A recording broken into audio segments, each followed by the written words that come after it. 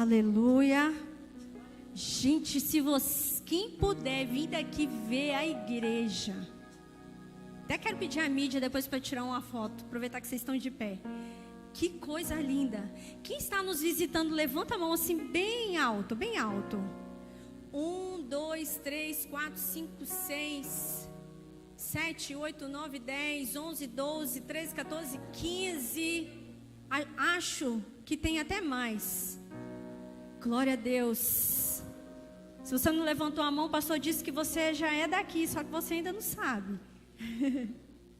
Nós estamos muito felizes em te receber. Essa casa é sua. Essa é uma família de Deus. Nós queremos te abraçar. Nós queremos conversar com você. Tem uma galera aí de preto, de colete, de camisa escrito diácono atrás, voluntários. Não se assuste, a gente está aqui para te servir. A gente está aqui para te abraçar, para te acolher, pegar seu telefone. Então, assim, eu acredito que na recepção, desde o estacionamento, você foi acolhido. Mas na hora de ir embora, não vá embora correndo, porque a gente também quer falar com você na hora da saída, tá? Tipo a escola, te espero na hora da saída, não tem? Não vai embora correndo não, tá bom? Abra sua Bíblia. Marcos capítulo 5. O pastor perguntou quem veio sábado ontem. Mas quem veio quinta? Glória a Deus aí. Você não veio não, Hugo? Quinta. Você estava lá visitando, né? Ai, Jesus. Pastor Jardel trouxe uma palavra poderosa nesse texto. E em casa, né, como ele falou, a gente compartilhando esse texto, o Senhor deu uma direção para mim. Nós vamos ler do verso 22 ao 43. Eu quero trazer uma introdução e dar continuidade à palavra que o pastor Jardel ministrou na quinta-feira. Então é como se fosse uma série. Se você não veio quinta, a palavra de quinta está lá no canal do YouTube da igreja. Você pode se inscrever e assistir as mensagens. Quem encontrou? Diga amém. Marcos capítulo 5, verso 22 diz assim: Então chegou ali um dos dirigentes da sinagoga, chamado Jairo.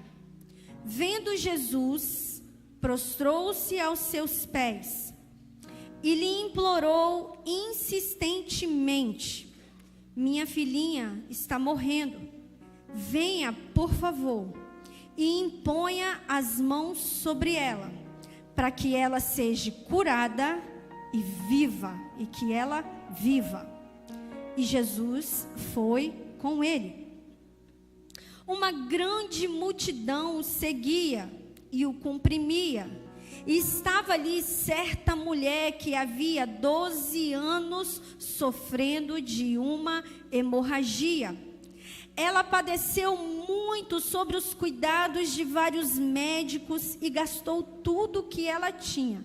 Mas em vez de melhorar, ela só piorava.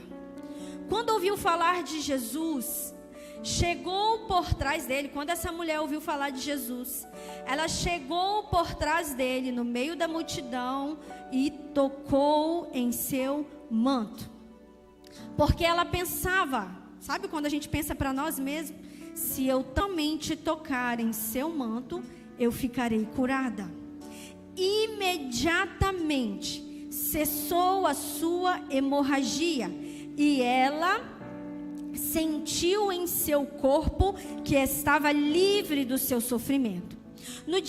No mesmo instante, Jesus percebeu que dele havia saído poder.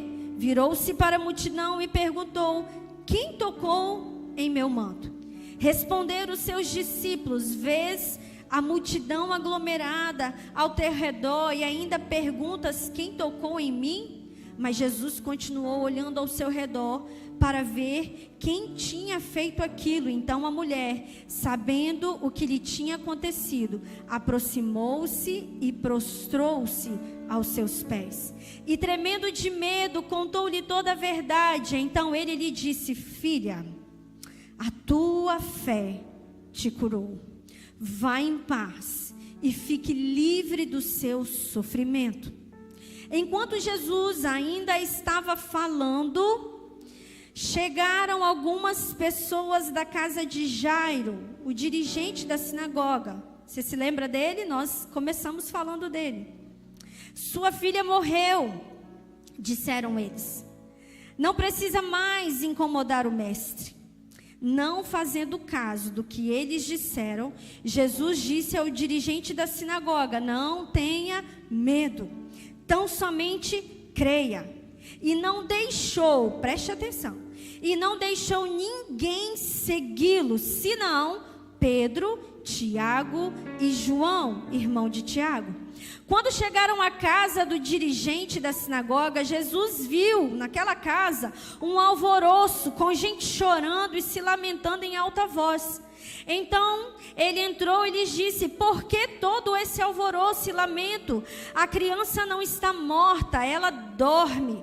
Mas todos começaram a rir de Jesus. Ele, porém, ordenou que todas aquelas pessoas saíssem. Ele chamou então o pai e a mãe da criança e aqueles discípulos que estavam com ele. Entrou onde se encontrava a criança, tomou-a pela mão e lhe disse: Talita cumi, que significa: menina, eu lhe ordeno, levanta-se. Aleluia. Imediatamente, aleluia, a menina que tinha 12 anos de idade levantou-se e começou a andar. Isso os deixou atônitos, e ele deu ordens expressas para que não dissessem nada a ninguém, e mandou que dessem a ela alguma coisa para comer. Pode se assentar.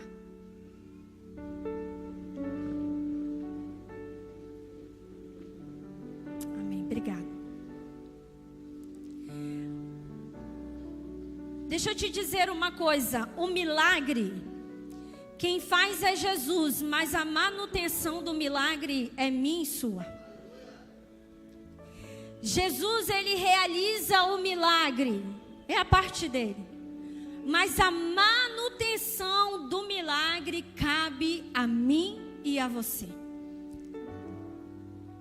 Quando nós iniciamos a leitura desse texto, vocês percebem que nós iniciamos falando de um homem, e é sobre ele que eu quero falar, chamado Jairo. Só que no meio ali dessa busca de Jairo por esse milagre em Jesus, para que ele fosse à casa dele, nós vemos uma mulher, e muitos já se ouviu ministrar aqui a respeito dessa mulher. E da ministração da palavra na quinta, o pastor Jardel, ele trouxe muitas chaves e direções a respeito de quem nós convidamos para estar na nossa casa.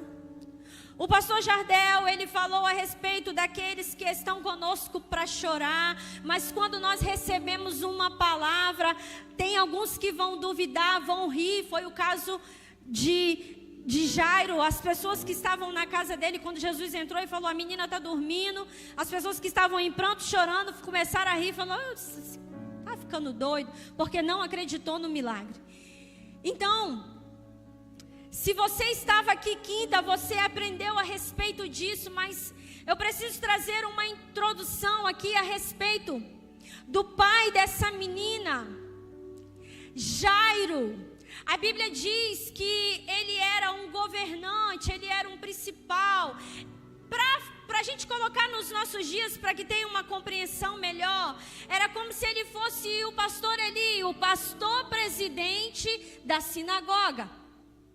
Ele era a pessoa que dirigia os cultos, não necessariamente era a pessoa que pregava, mas era a pessoa que organizava, era a pessoa que liderava aqueles auxiliares daquela igreja, daquele lugar. Jairo, ele era alguém importante, e a sua função diante daquela sociedade, naquele tempo, era de respeito, era conquistada por causa do mérito, era conquistado por causa da sua reputação. Era Jairo que organizava aqueles cultos, e ele fazia assim, como acontece aqui, ele que colocava a escala de quem ia ler a Torá, de quem até ia comentar. Ele administrava o prédio. Hoje o pastor aqui, ele administra esse lugar, ele lidera os seus pastores, ele pastoreia os seus auxiliares. Então, esse homem, ele ocupava um cargo de respeito. Todos conseguem entender até aqui? Amém? E aí, queridos, no contexto de Marcos, capítulo 5, que nós lemos, se nós lermos os evangelhos, nós vamos observar que a essa altura aqui, você ser visto recorrendo a Jesus, você estava colocando em prova a sua vida, principalmente ele que exercia um cargo de respeito.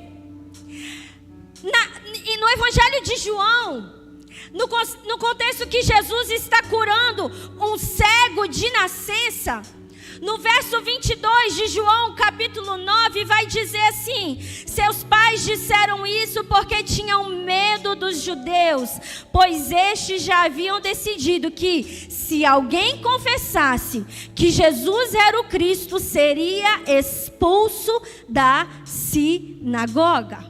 Portanto, Jairo aqui, nós lemos a partir do verso 22, mas no verso 21, nós vamos ver que uma multidão estava com Jesus. E essa multidão, que sabia quem era Jairo, viu ele se prostrar e rogar que Jesus fosse na casa dele. E isso estava lhe custando muitas coisas. Isso estava lhe custando arriscar o seu cargo de governante na sinagoga, de ser o presidente lá, de ser o dirigente lá. Isso estava lhe custando perder a sua credibilidade com os outros líderes religiosos ali daquele lugar, daquele tempo. Ele poderia também, irmãos, enfrentar uma rejeição social. As sinagogas eram o centro da vida comunitária. E se ele fosse rejeitado, isso lhe custaria perder até a sua convivência, até a oportunidade de trabalho. Você consegue entender? Esse homem, ao se lançar e se prostrar em Jesus, ele não estava se importando com tudo isso que ele poderia perder, porque ele estava em busca de um milagre para a sua casa. Jairo não se importou com isso. E nessa atitude, a atitude que Jairo tem, eu consigo discernir com uma palavra falada muito aqui, ensinada muito aqui. Jairo agiu com intencionalidade. Os passos de Jairo ao se achegar a Jesus vai nos mostrar, vai nos ensinar o poder, como o pastor Jardel disse, que foi algo que o Senhor ministrou na nossa casa essa semana, o poder de uma oração clara e alinhada. se aproxima e ele se prostra.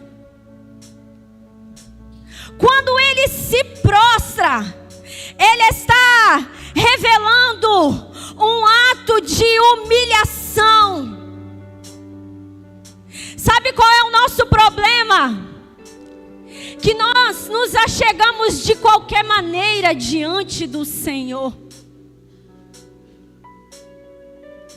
Nós levantamos, mal agradecemos ao Senhor pela noite que tivemos e pelo ar que respiramos, e vamos realizando tantas coisas e vivendo uma vida completamente exacerbada, loucura, cheia de coisa, correria. Vamos resumir. Como que você está? Correria. Estou na correria. Jairo, ele se aproxima e ele se prostra. Ele se lança. Jairo, ele escolhe os pés.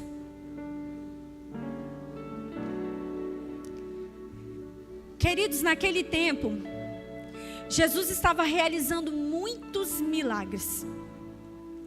E muitos milagres se ouviam falar que quando ele tocou, nós vamos ver que Jairo, quando chega diante de Jesus, ele se prostra e ele fala: se você for na minha casa e tocar na minha filha, ela será curada e ela vai viver. Ele não foi diretamente às mãos, ele foi diretamente aos pés. Isso nos ensina muito sobre a intenção, sobre a intencionalidade do meu e do seu coração. Além disso, ele apresenta o seu pedido com clareza. Ele não chega diante de Jesus e fala assim: mestre, faz alguma coisa por mim. Mestre, dá um jeito aí na minha vida, porque tu sabes de todas as coisas. Não, com intencionalidade e com clareza, ele se prostra, ele se humilha, ele escolhe os pés e ele diz: mestre, se você for na minha casa, ele traz clareza: minha filha está morrendo, vem por favor. Ele está sendo claro e impõe as mãos sobre ela para que ela seja curada e que ela viva. Ah, irmão, você consegue entender isso? Ele não diz: faça alguma coisa, faz alguma coisa do seu jeito. Ele descreve a situação e como ele acredita que o Senhor iria fazer. Sabe, eu não sei você, mas o que eu aprendo a respeito da oração, o que eu tenho aprendido a respeito de orar com intencionalidade, é que nós não podemos fazer uma oração vaga. O que é uma oração vaga? Senhor, abençoa tudo. Ah, Jesus, o Senhor sabe de tudo. Ah, Jesus, perdoa todos os meus pecados. Senhor, guarda toda a minha família.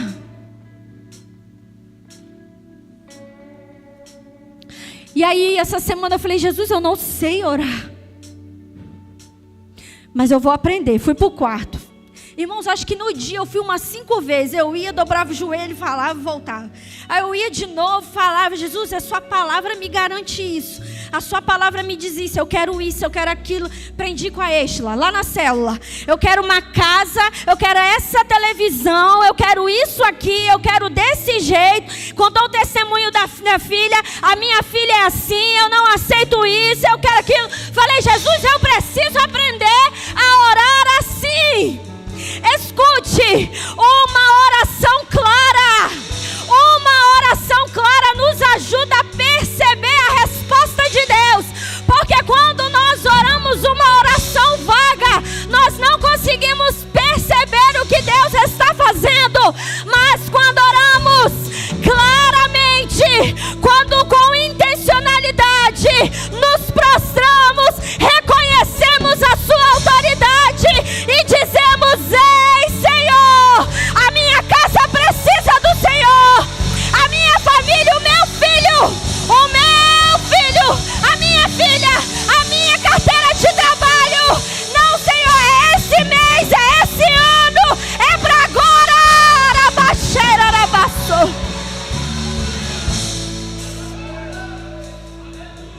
Uma oração clara ajuda a perceber a resposta. O que Jesus disse para Bartimeu, gente? Quem é bom de Bíblia? Marcos 10:51. O homem era cego, gente. Você chega para o cego, você fala: o que você quer, meu filho? Eu quero ver.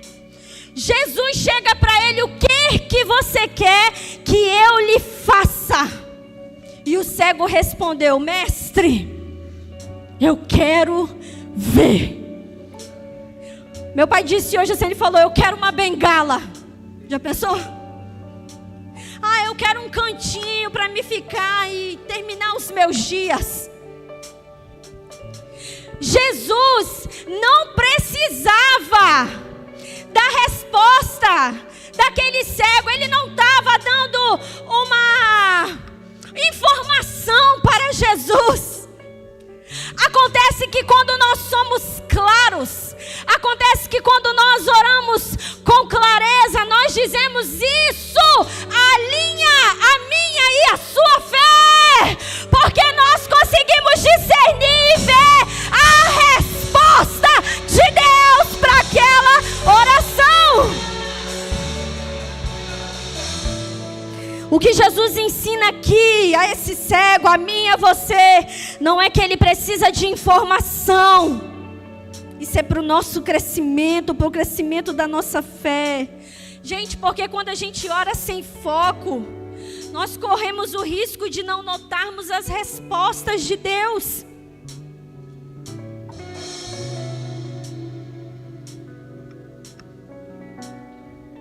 Agora preste atenção. Clareza não é limitar Deus.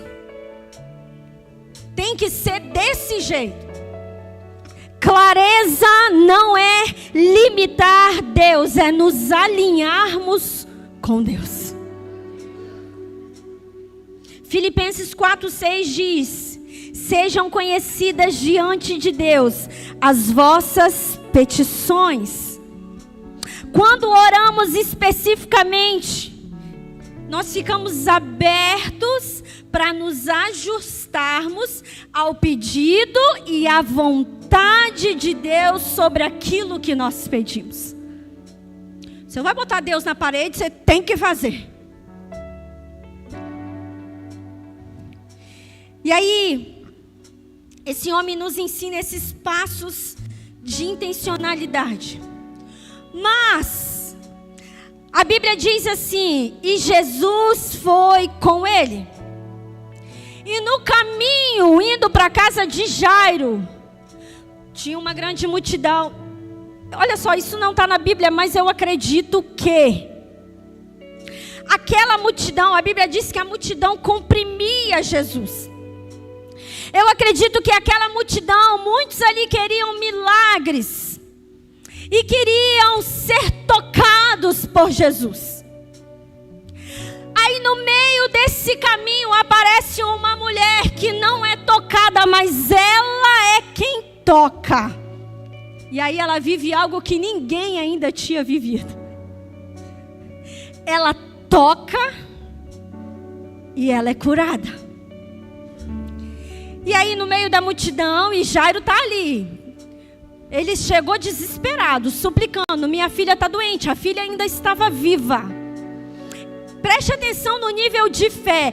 A fé de Jairo era que ela fosse curada, não ressuscitada. E aí, ele precisa esperar aquela situação ali. Jesus fica perguntando: quem é que me tocou? E aí parece até engraçado, né, mestre? Você está sendo apertado, tem uma multidão. E você pergunta quem te tocou. Ele, não, eu pergunto porque de mim eu senti. Saiu poder, saiu virtude. E aquela mulher se revela, nós sabemos como é a história.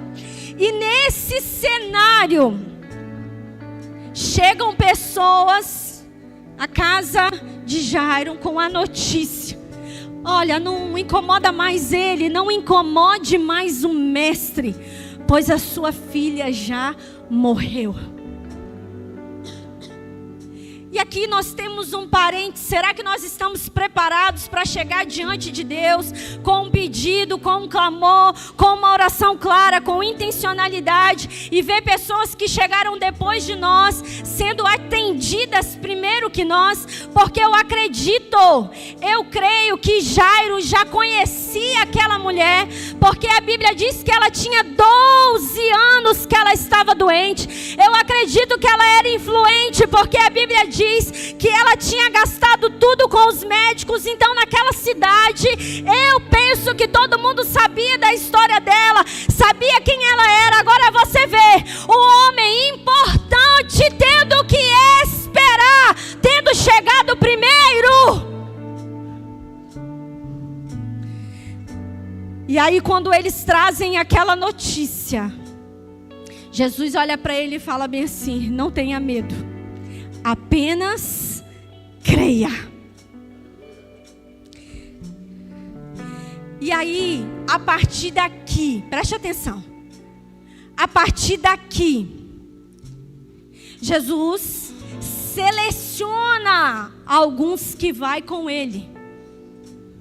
Jesus, o texto diz assim no verso 39, no verso 35: não temas. E nesse momento ele não deixou mais que ninguém o seguisse, senão Pedro, Tiago e João. Eu vou falar algo aqui, não está aqui na mensagem, mas algo que Deus trouxe uma revelação para o pastor Jardel. Mas indo para o trabalho, ele falou assim: isso daqui, Jesus estava mostrando o relacionamento da igreja com a família.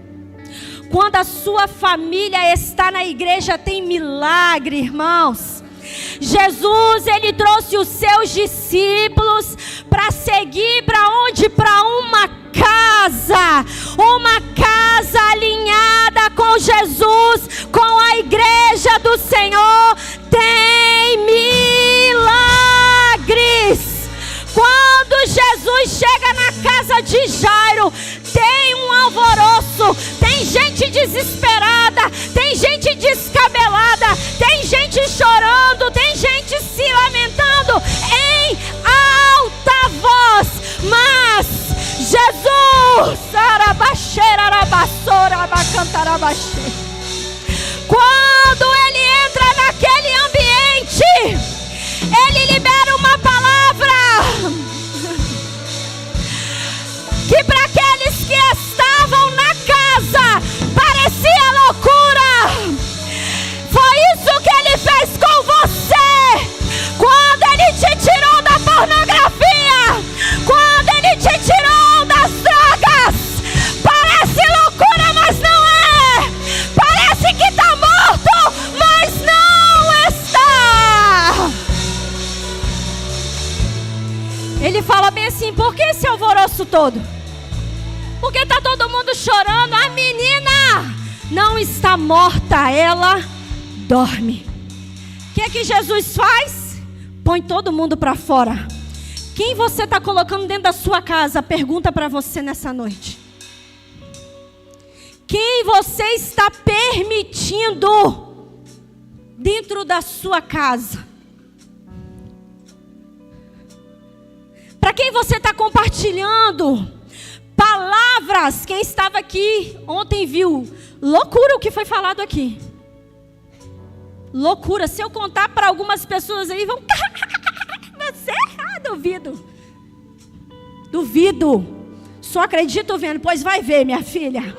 Vai ver e vai ter que ficar com a boca miúda.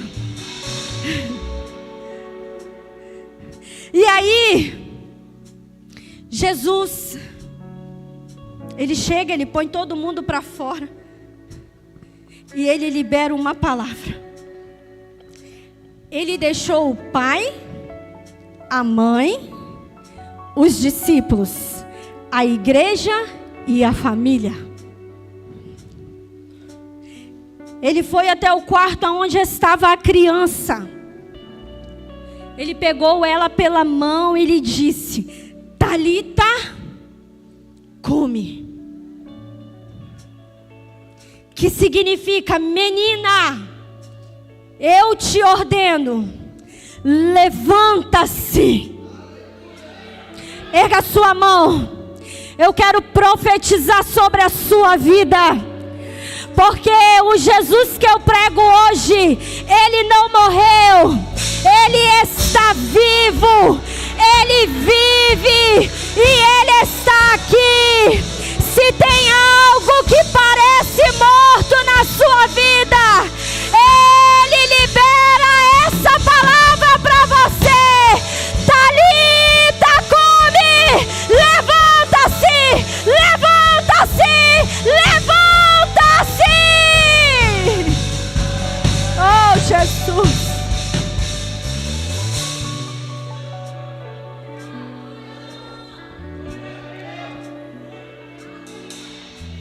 Agora preste atenção. O milagre aconteceu ou não aconteceu? Diga amém ou não amém? Se alguém falar não amém, misericórdia. O milagre aconteceu. Mas o que eu falei no início? Alimentar o milagre é responsabilidade nossa. Jesus tomou a menina pela mão e disse em aramaico. Tinha um texto lá que eu ia chamar os gêmeos aqui para interpretar, para já começar a profecia de ontem. Eu falo e alguém interpreta. Talita cumi, em aramaico, que diz: menina, levanta-te. E ela se levantou. Aqui Jesus está demonstrando o seu poder sobre a morte física, a sua autoridade messiânica. Mas tem um detalhe aqui, e eu já vou encerrar. Quando Ele ressuscita, o que Jesus faz quando realiza uns milagres, realizava os milagres? Não fala nada para ninguém. A gente não precisa, gente. Precisa. Ele deu ordens, o texto diz, eu li em 3 versões. Ele deu ordens expressas. Não falem nada para ninguém. Depois que a menina levantou, ele disse para os pais: deem a ela algo para comer. Não sei se você entendeu. O milagre o Senhor já fez na sua vida. A manutenção do milagre é com você. O Senhor restaurou o seu casamento. A manutenção é com você. O Senhor já disse o chamado que Ele tem na sua vida. A manutenção de andar sobre a palavra que Ele liberou é com você. O Senhor já disse sobre tudo que Ele ia realizar nos seus sonhos. O que é que você está fazendo para alimentar aquilo que Ele já realizou? Oh, meu Deus! Nos sonhos e projetos, Deus, Ele abre a porta. Mas quem entra? Ai.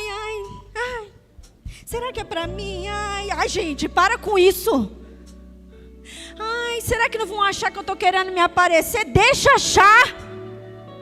O Senhor deu na sua mão, Ele fez um milagre. Agora a sua parte é com você. Toma posse, sabe por quê? Imagina que terrível será diante do Senhor Ele falar assim: precisei levantar outra pessoa, porque você não fez aquilo que eu dei na sua mão para você realizar. Sabe, nós precisamos compreender qual o milagre que Jesus fez na minha e na sua vida, que nós não estamos alimentando. Se é no chamado, você lê a Bíblia, irmão? Quanto tempo do seu dia você tira para se debruçar, para ler, para estudar, para comer, para esmiuçar, para chorar, para se derramar? É no casamento. Quem estava aqui ontem viu como você trata o seu cônjuge. Já falei com o Jardel, 15 anos de casado, eu quero viajar. Ai, vamos no São Paulo ver o Morumbi, o São Paulo no Morumbi. Eu falei, não, eu quero ir para a Argentina, eu quero ir para...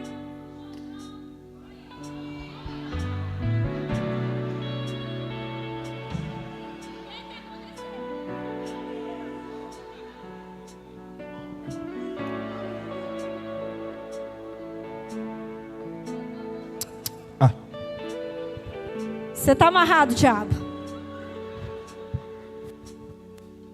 Na igreja, como que você se move? Encontrei a família restaurar, aleluia, glória a Deus. Agora eu vou ficar só sentada. Não, aqui não. Você vai alimentar. Você vai nutrir aquilo que Deus... Se Ele te enviou para cá, irmão, aqui ninguém fica parado, amém? Nós precisamos nutrir. Sabe, não basta receber o milagre, é preciso cuidar do que foi nos entregue, do que foi restaurado. Você já pode se colocando de pé. Muitos perdem o que Deus fez porque não alimentam a fé, não protegem o lar, não preservam. Talvez você entrou aqui hoje e na sua casa, assim como na casa de Jairo, tem alguém precisando de uma palavra rema. Tem alguém precisando ressuscitar. E eu estou falando de pessoas. Quem sabe é seu irmão, quem sabe é sua irmã. Quem sabe são os seus pais. Quem sabe você precisa que Jesus, Ele entre lá na sua casa e fala assim, ei, por que está todo mundo rindo? Porque já disseram que não tem mais jeito. Sobre a minha palavra, levanta-se, levanta-te. E se tiver alguém aqui hoje para representar alguém que precisa de uma palavra de Jesus, eu quero te convidar, correndo, você vai vir aqui na frente. Vem aqui na frente. Vir aqui na frente é um ato de intencionalidade. É dizer com clareza para Jesus, eu reconheço quem tu és.